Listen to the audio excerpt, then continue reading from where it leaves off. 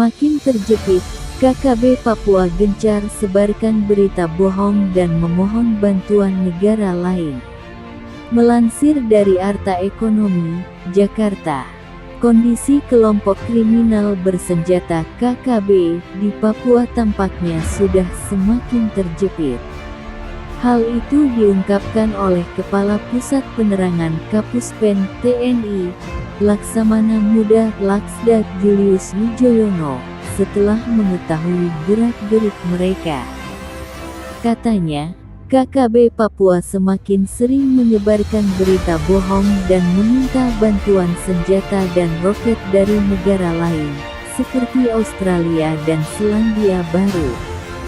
Operasi Penyelamatan Pilot Susi Air, KAP, Philip Mark Mertens, yang disandera KKB di Nduga, Papua Pegunungan juga masih berlanjut.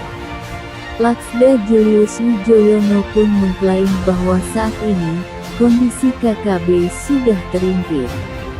Kita tidak lagi bisa percaya mereka KKB. Mereka yang menyerang loh, yang mendahului mereka bukan kita.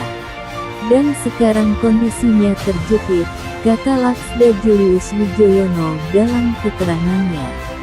Julius menduga, hingga kini sudah ada beberapa anggota KKB yang tewas saat baku tembak di distrik Nubu, Nduga, Papua Pegunungan, dengan pihak TNI. Bayangkan, 36 orang prajurit TNI itu kira-kira menembak enggak, dari ratusan peluru yang dibawakan pasti menembak. Nah, dari mereka pasti ada yang mati. Nah, mereka tidak menyebutkan itu, KST tidak menyebutkan, ungkapnya.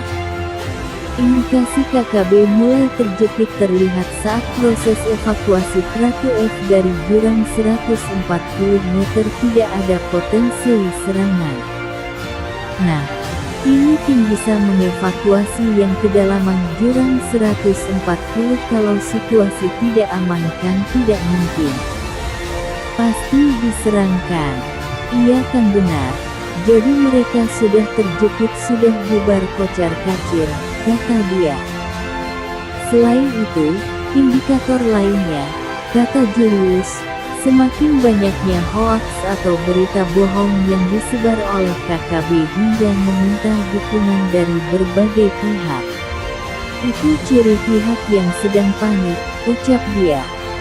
Sebelumnya, satu prajurit TNI yang sempat hilang usai kontak tembak dengan kelompok kriminal bersenjata KKB di Nihimam, KAP, Nduga, Papua ditemukan dalam kondisi gugur. Laksda Julius Wijoyono menjelaskan, gugurnya Pratu F bukan karena tertembak oleh KKB. Namun, TNI menyatakan bahwa prajurit bernama Pratu F itu terpaksa menyelamatkan diri dengan melompat ke jurang dari tebing ketinggian 140 meter karena dalam posisi terdesak dikepung KKB di Nduga, Papua. Karena mencoba untuk escape dari serangan. Melompat ke tebing, tidak tertembak. Dia lompat lalu jatuh ke tebing 140 meter. Katanya kepada wartawan beberapa waktu lalu. Dia menjelaskan, serangan yang dilakukan KST terjadi ketika rombongan Satgas Yonif R321 GT beranggotakan 36 personel sedang berupaya melakukan operasi evaluasi terhadap pilot Susi Air. Peristiwa itu terjadi pada tanggal 15 April lalu saat Pratu F bersama 35 prajurit TNI lainnya dalam misi penyelamatan pilot pesawat Susi Air, Philip Mark Mertens, di kawasan Nduga, Papua.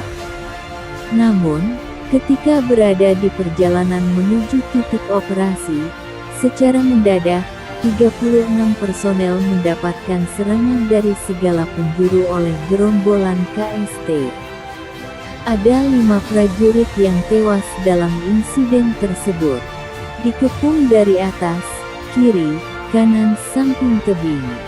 Nah, mencoba menyerang yang bawah itu ternyata ada surface. Jadi escape-nya dia itu lompat ke jurang itu, tapi tidak ada luka tembak, senjata masih ada, ujarnya. Dengan demikian, ada 5 prajurit TNI yang gugur dalam peristiwa yang terjadi di Nduga, Papua. Kelima prajurit itu adalah Pratu F, Pratu Ibrahim, Pratu M. Arifin, Pratu Kurniawan, dan Prada Syukra. Almarhum merupakan korban kelima yang gugur oleh serangan gerombolan KST di Mugi Mamduga.